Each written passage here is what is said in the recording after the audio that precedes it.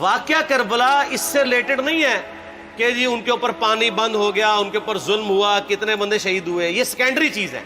اصل چیز ہے کربلا ہوئی کیوں نبی علیہ السلام کی محنت کو 50 سال کے اندر اس لیول تک پہنچا دیا گیا کہ ہزاروں صحابہ زندہ ہیں اور نبی صلی اللہ علیہ وآلہ وسلم کی پوری اولاد ذبح کر دی جاتی ہے.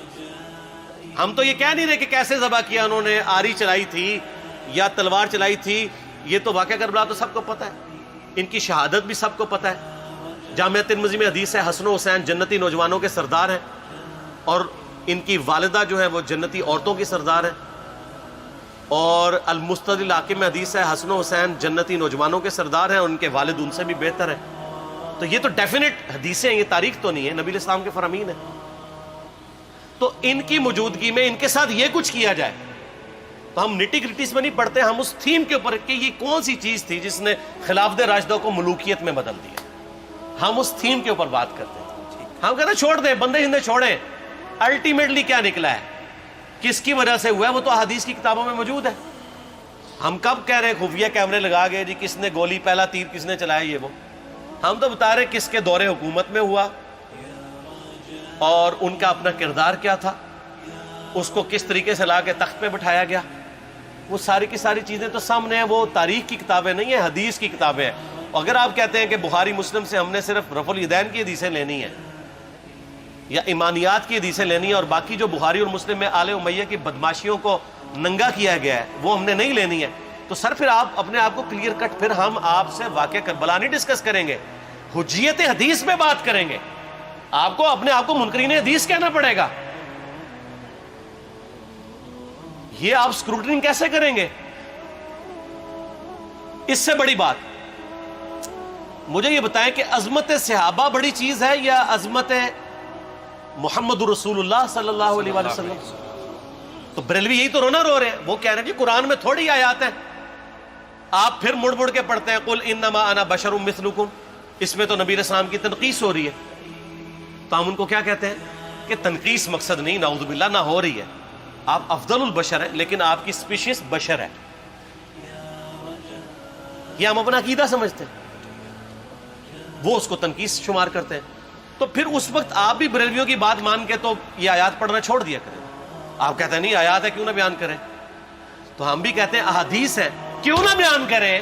کہ صحیح بخاری میں حدیث ہے 2812 عمار کو ایک باغی جماعت قتل کرے گی، وہ جماعت دوزخ کی طرف بلا رہی ہوگی اور عمار ان کو اللہ اور جنت کی طرف بلا رہا ہوگا. اب اس کے نرغے میں جو آتا ہے وہ آئے، میں اپنے نبی سے ٹکر لے لوں آپ لوگوں کے منہ کا خیال رکھتے ہوئے کہ میں نبی علیہ السلام کو کہوں کہ آپ نے کیوں ایسی بات کر دی کہ مولا علی کے مخالفین کو آپ نے دوزخ کی طرف بلانے والی جماعت کہہ دیا. تو لیں آپ ٹکر، جائیں سیدھا دوزخ میں.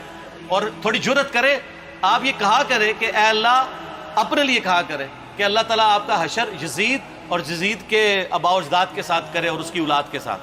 ہم کہتے ہیں کہ اللہ تعالیٰ ہمارا حشر جو ہے وہ مولا حسن حسین، مولا علی علیہم السلام اجمعین اور اہل بیت کے ساتھ کرے، آمین. اور آپ میں تو اتنی جرت نہیں آپ یہ بات بھی کر سکیں کیونکہ ان کو پتہ ہے. تو نبی علیہ السلام کی احادیث کو بیان کرنے کو یہ سمجھتے ہیں کہ جی اس سے مصیبت کھڑی ہو جائے گی، تو اپنے آپ کو منکرین حدیث ڈکلیئر کریں. پھر حجیت حدیث کا مقدمہ ڈسکس ہوگا، پھر کربلا نہیں ڈسکس ہوگی. اور یہ ٹی وی پہ بھی آ کے مولوی بیٹھے ہوتے ہیں، سنیوں کے بھی شیعوں کے بھی، مڑ مڑ کے جی وہ یزید نے یہ کر دیا. وہ یزید نے کیا کیا ہے یار؟ وہ تو سسٹم کا نمائندہ بن کے آیا جو پیچھے سے خراب تھا. یزید کو لے کے بیٹھے ہیں، یزید یزید یزید یزید. بھائی پیچھے سے معاملہ خراب ہوا.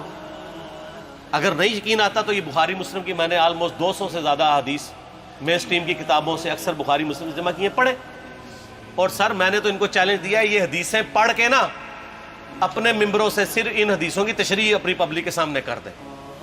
نہیں کر سکتے تو وہ لعنت کے مستحق تو ہو رہے ہیں حق چھپا کے، اور قیامت دن کے منہ پہ لگام ڈالیے. اور پھر مڑ مڑ کے کہتے ہیں نہیں جی وہ کچھ چیزیں خاص ہوتی ہیں وہ عوام الناس کے سامنے نہیں کرنی چاہیے.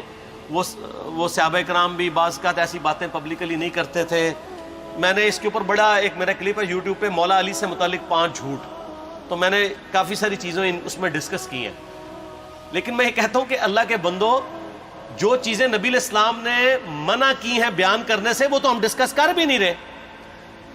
میں نے آج تک آپ کو منافقین کے نام بتائے؟ آپ نے حذیفہ ابن یمان کو بتایا تھے نا آپ صلی اللہ علیہ وآلہ وسلم نے, صحیح بخاری میں آتا ہے. تو میں نے آپ کو بتایا, آپ رازدار رسول تھے, وہ ختم ہوگی بات. میں نے کبھی ڈسکس کی ہے؟ اگرچہ میں نے صحیح مسلم کی حدیث 7035 نمبر ڈسکس کی ہے کہ نبی علیہ السلام نے فرمایا میرے صحابہ میں 12 منافق ہیں, وہ کبھی بھی جنت میں داخل نہیں ہوں گے یہاں تک کہ سوئی کی ناکے سے اونٹ نہ گزر جائے, اور ان میں سے 8 ایسا ہے جس کی کمر پہ دوبیلا پھوڑا نکلے گا. میں نے آج تک آپ کو بتایا کہ کس کس کی کمر پہ دوبیلا پھوڑا نکلا اور اس کی موت اسی پھوڑے میں ہوئی ہے؟ بتایا؟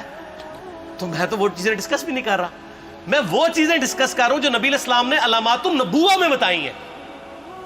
یہ امام بخاری حدیث نبوت کی دلیل کے چیپٹر میں لے کے آئے ہیں, اور امام بہقی نے 3500 احادیث پر مشتمل ایک کتاب لکھی ہے دلائل النبوہ, کہ ہم نبی صلی اللہ علیہ وسلم کو نبی کیوں مانتے ہیں, اس کے اوپر.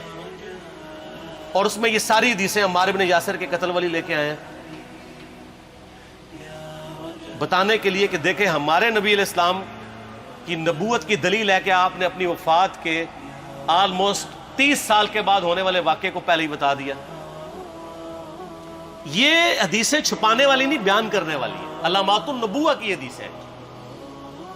آپ کہتے ہیں چھپائیں, اگر کوئی حدیث دنیا میں نہیں چھپائی جا سکتی نا تو علامات النبوہ والی حدیث ہے, کیونکہ وہ تو نبی صلی اللہ علیہ وسلم کی نبوت کو جسٹیفائی کرتی ہے. ورنہ میرا ایک معصومانہ سوال ہے کہ نبی صلی اللہ علیہ وسلم نے یہ باتیں کر کے ان کے زوم میں نعوذ باللہ امت کو مصیبت میں ڈال دیا. آپ نے خود ہی فرمایا کہ یہ ہوگا. کیوں فرمایا آپ نے؟ میں تو بیان کر کے مجرم ہوں, تو جس نے مجھے خبر دی ہے ان کے بارے میں آپ کا کیا خیال ہے؟ یہ مسند احمد کی حدیث یہ میں نے گھر بیٹھ کے بنائی ہے کہ میری بیوی کا کیا حال ہوگا جس پہ خوف کے کتے بھونکیں گے. تو سیدہ عائشہ سے مجھ سے زیادہ نبی علیہ السلام کو محبت تھی, لیکن آپ اللہ کے پیغمبر تھے, آپ نے اپنے گھر کی خبر بھی نہیں چھپائی, بتا دی کہ یہ ہوگا. اور اس سے بڑھ کے آپ صحیح بخاری میں دیکھیں عمار ابن یاسر کا خطبہ ہے. میں نے یہ سارا, پریشان نہیں ہونا, یہ ریسرچ پیپر میں سارا کچھ موجود ہے, اور کوئی چیز بھی ایسی نہیں جو اس میں سکپ ہو. صحیح بخاری میں خطبہ ہے کہ عمار ابن یاسر کو مولا علی نے بھیجا کوفے میں.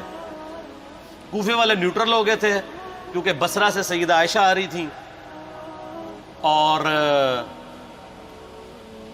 وہاں پہ انہوں نے کہا نہ ہم سیدہ عائشہ کا ساتھ دیں گے نہ مولا علی کا دیں گے. تو عمار ابن یاسر کو تیار کرنے کے لیے, یعنی وہاں کے جو عوام تھی اس قتال کے لیے, مولا علی نے بھیجا. تو سیدنا عمار ابن یاسر نے وہاں پہ کوفے کے منبر پہ خطبہ دیا. بخاری کے الفاظ ہیں, اوپر والی سیڑھی پہ عمار ابن یاسر نے حسن ابن علی کو بٹھایا, حالانکہ حسن ابن علی سے 4 گنا بڑی عمر تھی عمار ابن یاسر کی, 90 پلس ہو چکے ہوئے تھے, 3-4 گنا ان کی عمر تھی, لیکن اہل بیت کا احترام کیا.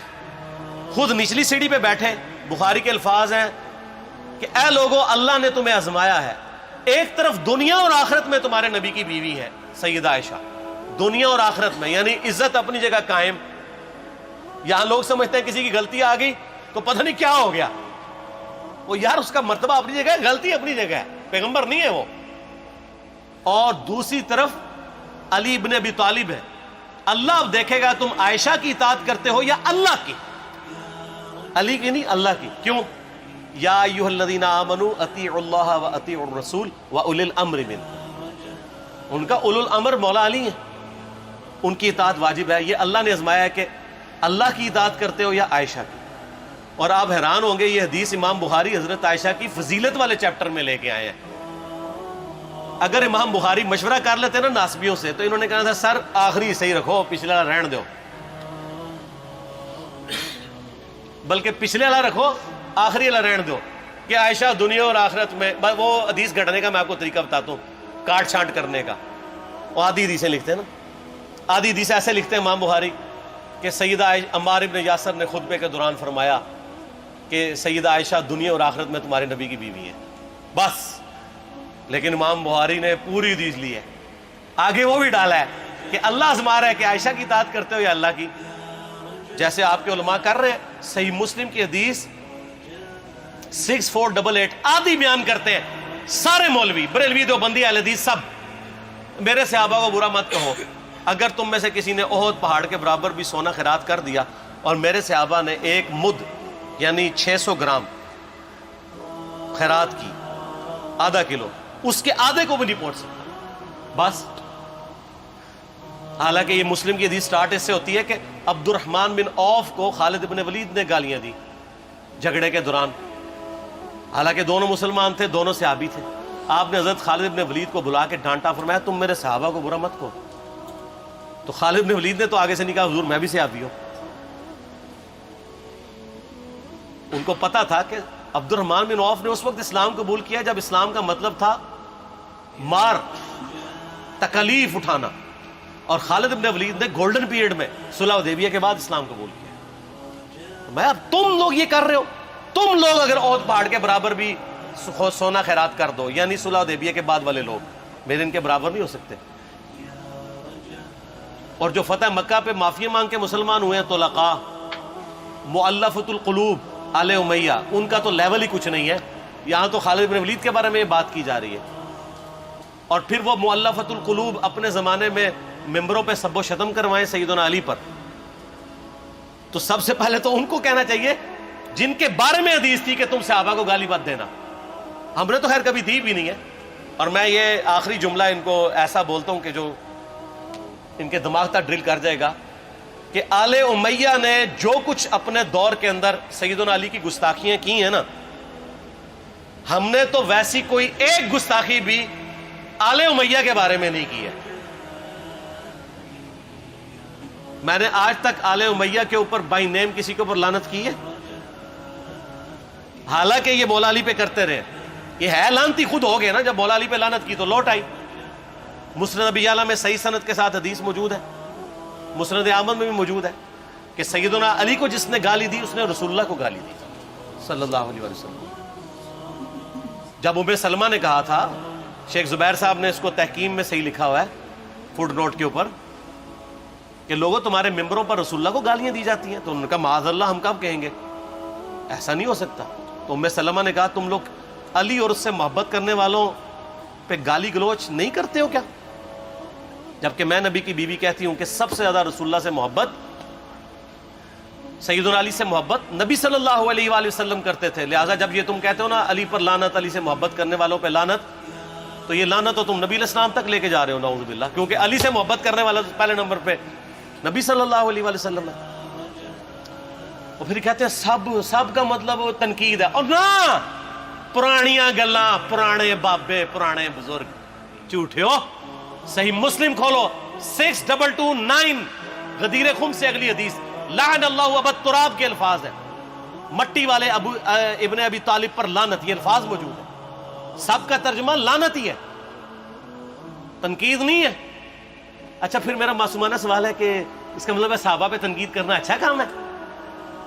کہیں گے نہیں، تو بتاؤ یہ برا کام کون کرتا تھا؟ شیعہ کا ابا کون ہے؟ رافضیوں کا ابا کون ہے؟ آل امیہ۔ تو لہذا شیعہ نو میں کہنا کہ تسی شیخین کے اوپر بکواس اور تبرہ کرنے کی بجائے نا اب لوگوں کو حقائق بتائیں کہ ٹوٹی کمند کہاں۔ یہ سب مجرمین آل امیہ ہے، اور یہ آل امیہ اور بنو ہاشم کی لڑائیاں نبی علیہ السلام کی بعثت سے پہلے چل رہی تھی، صدیوں سے چل رہی تھی۔ وہ تو پھر اللہ نے بنو ہاشم کو نبوت کے لیے چنا تو ان کو یہ پھر جیلسی ہضم نہیں ہوئی، وہ چیز آگے چلتی رہی۔ خیر چھوڑ دیں، ایک تلخ ٹاپک ہے۔